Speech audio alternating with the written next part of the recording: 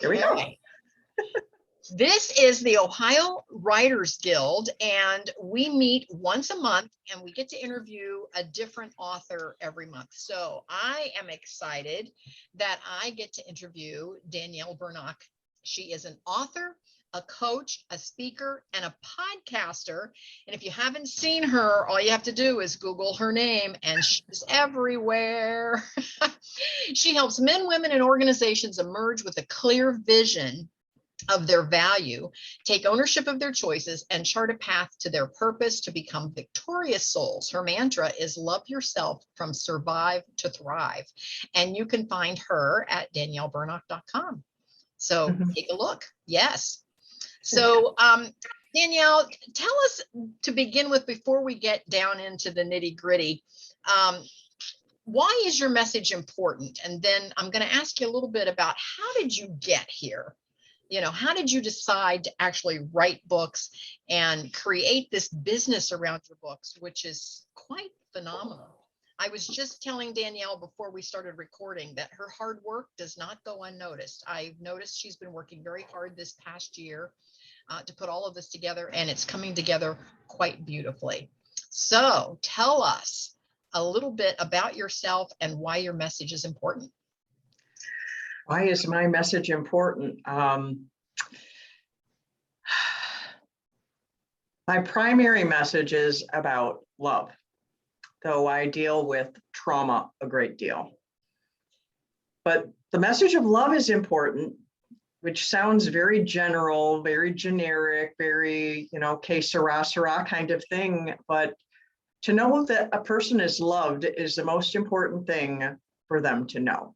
It is the primary need of every human being, and people are suffering. People are suffering from trauma, which strips them of their sense of value.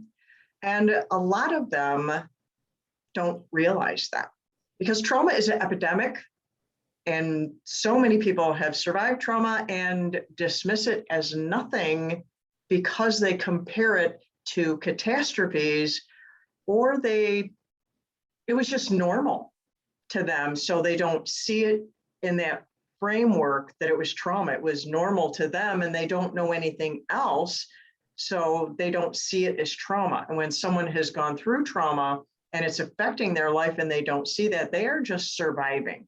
And so I want to help them see that they are loved. That's for them to emerge with seeing their value, because that is important for them to know that they are loved. Because it's like I have a little pathway to go with that. There's like the three most important things for a person to know, or for anyone to know, is one is that they're loved. The second is that they have value. And the third one is that they have a thing I call a superpower, which I got from Viktor Frankl, who calls it man's last freedom, that we have the ability to choose how to respond. Choose our attitude and our mentality to whatever's going on around us. They can take everything away from us around us, but our inner life, that is where we have a choice. That's where we have power, and people need to know that. So I believe those three things are the most important things that I can convey to people. And then you can spiral out into all the other ways of helping people to heal and to embrace what I call your God-given greatness, because I believe everyone has gold inside of them. Wow. I can just really feel that you're very passionate about this message. Tell us, how did you actually get to this place? What made you decide that you even wanted to be an author in the first place and write about this particular topic? Well, I had wanted to write a book for a while, probably, I don't know, maybe I was in my 30s or something, because I had healed from things in my childhood, things from my life. I had changed so much, and I thought, wow, I could help people. But I was still busy raising my kids. I didn't have time. I didn't know how to write a book. Don't know anything about it. People would say, you should write a book. And that went on for years and years and years. And people are telling me I should write a book too. And I get it. I get it, because I keep thinking maybe later when I have more time. Of course, that never happens. But well, I didn't know how either. it didn't fit in my mentality of that. And when I lived in Arizona for about 5 years, from 2007 to 2012. And right before we came back, I had a gentleman, he did the tuning of my piano. I have a piano that had been my mother's. Okay. He tuned it for me, and he had to fix the whole back of it because, you know, other ones wanted me to throw it away, but he fixed it. And he came over and did just a stellar job, but we emailed back and forth, and he told me that I was a wordsmith. I'm like, I'm writing you emails. What do you mean a wordsmith? I mean, it just like blew my mind that he would use that terminology. To put that to myself, I really had a hard time owning that. But that like stuck with me, and I thought of writing again, but I still didn't. And what happened is, like, a certain day came. I do a devotional in the morning. I spend time with God in the morning, and I was doing a devotional this particular morning, and the title of that devotional said, "Dare to Decide." And it's like it punched me in the face or something. That was the day I decided to sit down and write a book. Wow. I didn't know what I was doing. I didn't know how to proceed or anything, but I made the decision that day that I was going to be writing a book. And then I started researching. How do you write a book? What do you do about this? How do you even do this? Now, how old were you at that point? I was 54. Okay, so you started back in your 30s thinking you should write a book, people telling you should write a book. Now you're 54 and you've made the decision, I'm going to write a book. Right. Wow. So I studied, I researched, had no idea. I had never heard of a thing called front matter or back matter. And for anyone, your writers who are listening here, so you know what that is probably, but if anyone's watching that doesn't know, that's, you know, the table of contents, the dedication, the bibliography at the end, or the appendix, all the stuff that's before the story and after the story. I didn't even know any of that. I'd never read those parts of books before. Now I read them all. Okay. Because I know what goes into doing that. I did so much research. I did it all by myself. I had no help from anyone but my friend Google. Oh my word. I remember when I first met you, you already had a book published, and I'm thinking, you know, you went through some big program and Oh no. you know, I had no idea. So you just figured it out. Okay, so for our listeners, you can do this. You can do this. There are better ways and easier ways. I will put that in there also. And I have never been a part of AAE with Carrie Oberbrunner, but I have watched some people do stellar things with it. So I'll just give a little plug for that, even though I can't say I've participated myself. I look in awe going, oh man, that would be so nice. Now, AAE, for those of you that are listening, is Author Academy Elite. And it's basically it's a coach who also helps you with a program called Author Academy Elite, go through the entire process and get your book from starting to write it all the way through to having it published. And so that's what Danielle is referring to. And so there are different organizations out there that can do that sort of thing, or you can self-publish, or you can go to a traditional publisher, or you can pull yourself up by your bootstraps and you and Google can get it done. I spoke at a writers conference before, and I talked about the courage and power and tools to write. And one of the things that I presented to them was for them to decide how they wanted to proceed, because you can self-publish, you can hybrid publish, which is what Carrie's is, and you can traditional publish. And I explained a little bit of those, and there are people who thinks, oh, you know, this one is terrible, you need to do that. Everyone's got their opinions. Right. But what I always say is you need to decide what you want to do. Yes. And then you commit to the process that you want to do so that you can do what's in your heart. You can do what you dream. I totally agree with that. That is a great advice, is to just make the decision and start down that path. So now Now, how was it? Explain a little bit more about how did you get published, and then why did you choose to go that way? Or did you just not know that there were other options at the time? Oh, I knew there were other options. I chose self-publishing very intentionally. Things are a little different now than when I published. So it's not entirely the same now as it was then. Back when I looked into publishing, if I wanted to go through a traditional publisher, I was going to have to give up the rights to my story. I Okay. refuse to do that. It's my story, my book, my first book is Emerging with Wings. It's my personal story of how I got free from childhood trauma and found my value. And I didn't want anyone messing with my story. This is my story. You're not changing my story. You're not going to change this to make you happy. No, it's my story. So Okay. that is why I went that way. I went through a thing called Create Space, which does not exist anymore. Now Okay. it's called, they've migrated over to KDP. I didn't use Ingram Spark then, but I did use Ingram Spark with my second book, this one, Because You Matter. I used KDP and Ingram Spark for that. Because with Ingram Spark, you can get it into Barnes and Noble and to other brick and mortar stores, whereas with KDP, I'm not sure if it's completely true still because things change and they morph. That's But true. it used to be the KDP, you're online. You're on Amazon, you could be on Barnes and Noble online. I mean, I spread it all around the world, and I have a quote that's gone viral out of that first book that's been translated into multiple languages. And that was through Create Space, turn into KDP. So Now, we do have a question. We have a gal that wants to know, is it typical that a publisher takes rights to a book? it was then. I don't know now, and it's probably depends on what publisher. You would have to speak to the publisher and negotiate what it is that you want. Okay. Good information. This is good stuff. Now, I noticed that you've now taken your books. Am I correct? You now have 3 books? I have 2 paperbacks, but I also have 2 more that are on audio.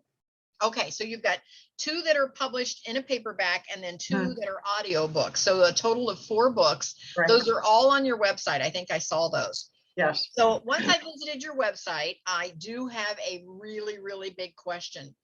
Was it always your plan to do coaching and speaking when you started to write the book? Absolutely not. Tell us about Absolutely that. not. Oh, because my first book, Emerging with Wings, when I sat down to write it, when I decided I was going to write that story, I put myself into counseling to do it because I thought it would be wise. And I had no idea how wise it was. I was so glad I did that. My book is 16 chapters. I knew 8 of them when I sat down to write it. While I was writing my book, I learned the other 8 chapters about myself and about my life. And when I published this book, my greatest fear was that someone would read it. And I know how silly that sounds, but I also have spoken with other authors who have dragged their feet to publish. They'll write it, but they'll drag their feet to publish because of that fear, because you're making yourself so vulnerable. I shared things with the world that I had just learned about myself. I felt like I stripped off all my clothes and ran around the world naked. And after I found out a pastor was preaching at his church out of my book, and he invited me for a tour, and I went around his, because it's also a nonprofit, he took me on his tour, and these people kept saying, oh, you're that lady in that book. Oh, you're that lady in that book. And then his wife invited me to speak to her ladies, because they have a whole program for people who are dealing with homelessness or addictions and stuff like that. And I literally physically backed away from her and said, no. Oh, really?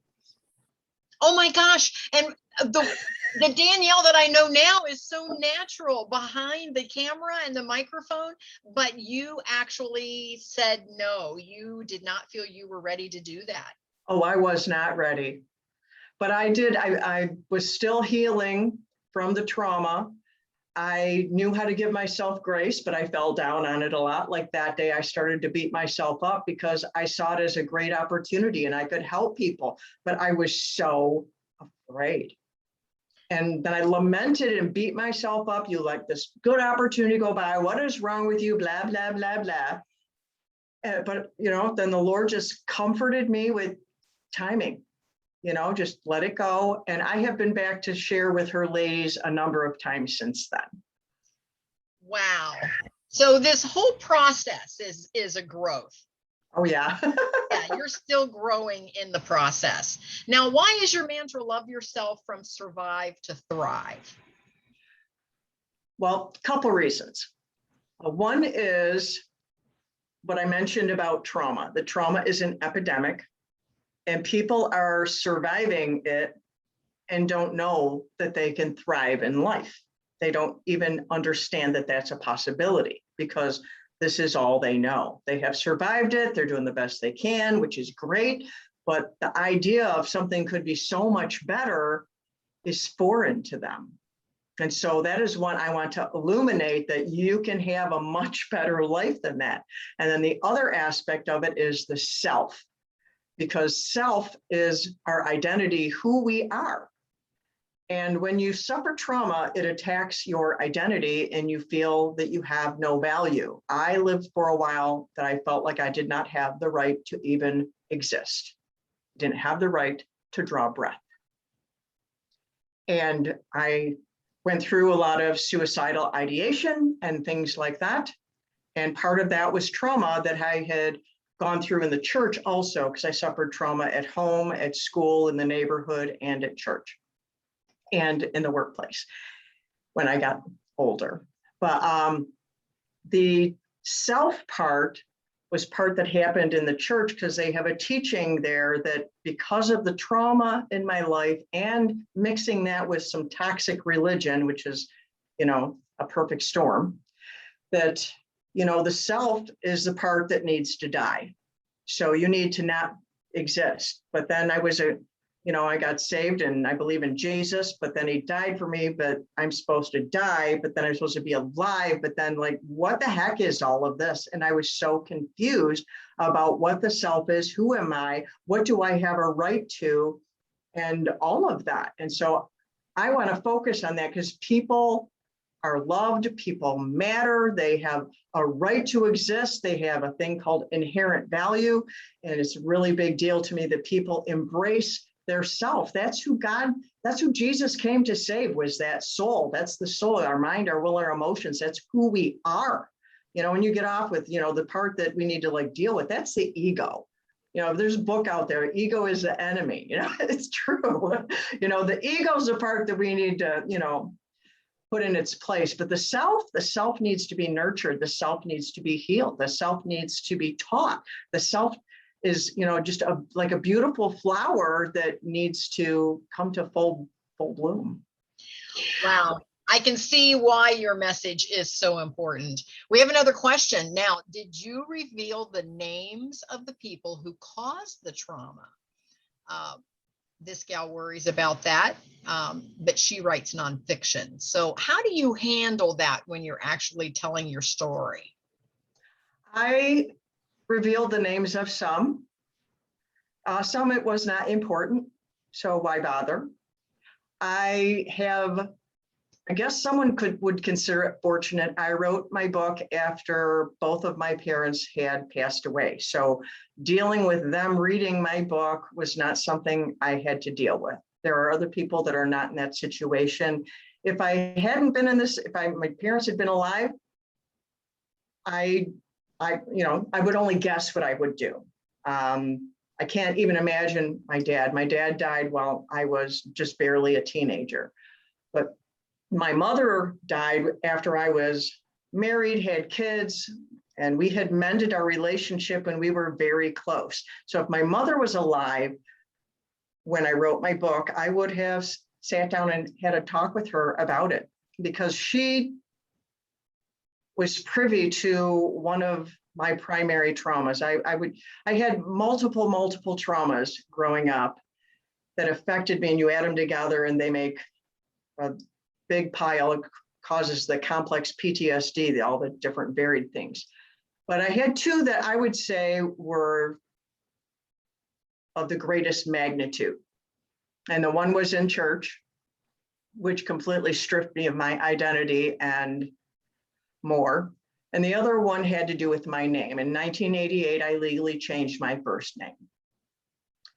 And after my mother and I repaired our relationship because we didn't get along because of trauma, to simplify this story, her trauma as a child growing up, her trauma of losing my dad and her mother within a 2-month period, and my trauma in my life, you know, we had a lot of trauma problems in our relationship, but we built a bridge and she started it. And because of that, one day when we were dealing with something else, I don't even know why I did this, but I remember doing it. I shared with her the story of the trauma that was associated with my name. And she wept. And I was surprised because my mom was not emotional. She had suppressed all of her emotions due to her trauma. In fact, that's part of my message I share with people, because that's what people do with trauma, is they suppress their emotions. I had done it for a long time because it hurts too much. But if you suppress your emotions and you refuse to allow yourself to feel, your emotions will go internally, they'll go toxic. And if you do it long enough, they will kill you. They cause cancer, they cause heart attacks, they cause cardiac sicknesses. There's a whole list of sicknesses that causes. And my mom died of pancreatic cancer. And I believe that was her suppressed emotions and something else the Lord showed me, which is nobody's business, that of why that killed her. And the Lord told me I needed to deal with those things or I would be in the same situation as her. So I shared that with her and she wept. And so I believe that I would have sat down to talk to her before writing the book, and she would have given me her blessing, because my parents were part of my trauma. I suffered childhood emotional neglect from them, which was, anyone who doesn't know what that is, a quick little training on that, read the book, Running on Empty by Dr. Janice Webb, and you'll get a whole schooling on that. There's 12 different ways that she identifies a child could be emotionally neglected. And one of them is by well-meaning parents who were emotionally neglected themselves. And both of my parents fit into that. But then there were other things also, like the loss of my dad and my mom unable to deal with life after that. She'd lost her mother in July, and in September, not even 2 months later, she lost her husband. And she was an only child, had no father, had no mother, had no husband, had 3 kids. Oh, wow. And the church abandoned her. So she was left all by herself. Oh, my. And, yeah. Well, And we have a comment. I'm so proud of my mom, what she did. She paid off the house. She raised all of us. I mean, we were messed up, but I have so much respect for single parents, because people don't know what they have to deal with. I know. We have a response that her crying over you telling her about the trauma around your name was probably her recognition of that. In fact, she is the one who suggested that I legally change my name. Interesting. And so then you did that. See, this is, yes. I did not know this about you. Wow. It's the premiere episode on my Victorious Souls podcast, is the story of my trauma with my name. It's also in my book, Emerging with Wings. So writing this whole story was probably, I'm assuming, rather painful for you to get through the story. So was it really freeing at the other end once it was out there, and once you accepted the fact that folks were in fact going to read it? Did it become freeing to you, or do you still have a little twinge of hoping somebody doesn't read it? No, I don't hope that anymore. I feel things from time to time because, you know, it was just trauma, but I don't get triggered very much anymore. And if I do, it's short-lived. I recover quickly. But the title of the book is Emerging with Wings, because it's an emerging with freedom. It's like why I have my necklace here with the wings. People say, oh, that, and then I get to talk about my book, Emerging with Wings. And if anyone has seen the cartoon, Rudolph the Red-Nosed Reindeer, this is where I got that from. When Clarice told Rudolph that she thought he was cute, that's when he flew. She said, I'm cute. She said, I'm cute. She said, I'm cute. And then he flew. Mhm. And it was with that kind of elation that he had. That's what I had at the end of my story. I had elation at the end of my story, but still, because it was fresh, people didn't know how I got there. So there was all the fear and the shame and all that. But no, it's my story, and it's my story. And if you don't like my story, I'm sorry, it's not your story. It's my story. We all have a story. So yes, and I imagine there are thousands, if not millions of folks that never write down their story because they simply, number one, don't want to relive that. They have stuffed it down far enough and they feel that they just want to leave well enough alone and move on, so to speak. And so they never do go back and heal from all of that and have that freedom that you're talking about, and Right. the wings, the freedom of of soaring. Right. And That's so, why I have a course that's based on that first book to help people to go through that, because people ask me for a workbook. I'm like, how do I do a workbook? It's my story. You can't go through my story. How does that help you? And so I created a course to take people through the process I went through, and they can do it privately. They can do it alongside with going to counseling if they want, or I offer coaching. I mean, if it goes too deep, you need counseling. I am not a counselor, but to encourage people to do that. I have a review on the fast track course by someone who went through that, and she identified something, wow, I had never thought of that. That was still affecting me today. And that's well, the and thing. that's the amazing piece that I noticed, is that not only did you author and publish these books, but then you've created a business around your books that you can actually monetize for yourself, but it's giving back to humanity in such a big way. Yeah. And the message is so important. Now, how do you help people reclaim their sense of self? Is it through this course and your books, or and coaching? Again, tell the folks you do more than that. I know you do some public speaking. I know you have a podcast. You have all of that, and they can connect with you in so many different ways. Yes, I have a blog. I have I send out an article every Monday with a brief little newsletter. So I have an email list, and that is completely free. I have my Victorious Souls podcast, which is available on all the different formats and platforms, which is also free. And I have coaching that I do. I have done workshops. I do public speaking, and I put on presentations for people so that I can help them. And I see you all over social media, by the way. Oh, and my courses too. I forgot. And my courses. I have my courses, and then I create tools also. Like I just finished today and offered it starting today. I'm offering for this Christmas season a My Emotional Health journal, because people go through the holiday season, they burn the candle at both ends. They don't think about themselves. They end up being so sick after Christmas is over because they didn't take care of themselves. And so with this little journal, which is free, people can help chart their way to success through the holiday season and remember to take care of themselves. How am I feeling about them? Maybe I don't want to do that. Maybe I need to do that. And just, take a couple minutes a day, and it doesn't have to start in January. In December, start now before Thanksgiving. It's a 30-day journal. I love it. I love it. What do you think is the most important thing that a person needs to know? That they're loved. We touched on that already, that they're loved, that they are loved, that they are loved no matter what. And it doesn't matter what they're doing, how they're behaving, what they're acting like, they are loved and they have value. And back to the sense of self, of how to recover sense of self, I have a process that I use to help people to reclaim that sense of self through all those tools.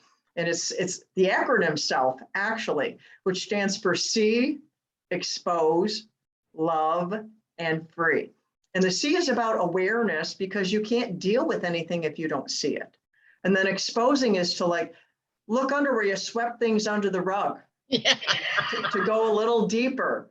And then the L for love is to build courage in you so that you have the strength and the willpower to do something about it. And then the free is the action plan to actually do something about it. Wow, I'm impressed. I'm very impressed. Tell us something that you encountered in your writing journey that you didn't expect. That how much I love to do my podcast and to speak and coach. I was talking with someone the other day, and just kind of like, how you talk it out, then you hear, wow, yeah, and you kind of figure it out, sort of like when you're counseling. Oh, wow, I didn't know I felt like that. I said, I really like to talk with people and to listen. And that's probably because I wasn't listened to and wasn't allowed to speak. That's amazing. That's amazing. Again, I've watched your journey. I see you on social media. For those of you that are listening to us this evening, Danielle does these little video clips across her social media, and she always says somewhere in the clip, I'm the lady who loves you. That lady on the internet who loves you. Loves you, yes. And I love that. And so sometimes I have to tune in just because I've got so much on my desk to do, or I've got someplace I have to be, but I'll tune in long enough so I can hear her say that. Well, you can subscribe to my podcast, because everything that I do live on Facebook ends up on my podcast. And I do the interviews on there, and the things on my podcast, the majority of them are less than 10 minutes long. And that is not by accident. That is definitely intentional. People said to me for years that I should start a podcast, just like I should write a book. Like, I don't know how to do a podcast. Well, I just started it March 1st this year, and I did research about what kind of podcasts there are. My accountability partner from Fire Ring had said, you need to listen to podcasts. I'm like, I don't have time, because they're like an hour long. And I drove to our workshop. I'm like, okay, I have 4 hours here. I'll listen to them then. I started listening. I found different lengths of them, different kinds of them. I started researching all the different formats and how people talk, how it's introduced, what they cover. It's like, well, how would I want mine to be? And I want mine to be easy for people. I want it to be, you tune in for 5-10 minutes and you got something to make you feel better. But I do interviews also. Those are anywhere from a half hour to an hour. And I've learned that when I listen to a podcast, I can stop and pick it up later. I'm very task oriented, so I want to like finish what I start when I get it. Yes. But you can stop and listen to the rest of it later, and that's just fine. But they're short on purpose, so that they're easy. You're running to the grocery store, you can listen for 5 minutes on your way to the grocery store. Well, this has been an amazing interview. I love everything that you're doing. I love your message. I love your books. I love your podcast. I love your social media post. And so I want to encourage the folks that are listening, whether you're listening live or whether you're going to listen to this as a replay, I want you to encourage you to actually check in with Danielle. And you can go to daniellebernock.com.